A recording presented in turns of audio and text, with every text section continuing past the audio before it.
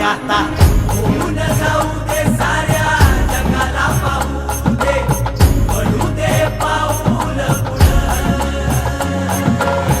जरी काट पाया खाली लाख येळा येऊ दे, पडू दे पाऊल पुढं.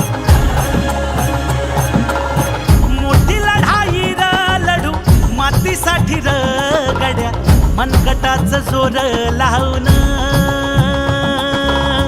दाटला जरी अंधार एकजूट होऊ आज, दिवा देऊ तेज धावर.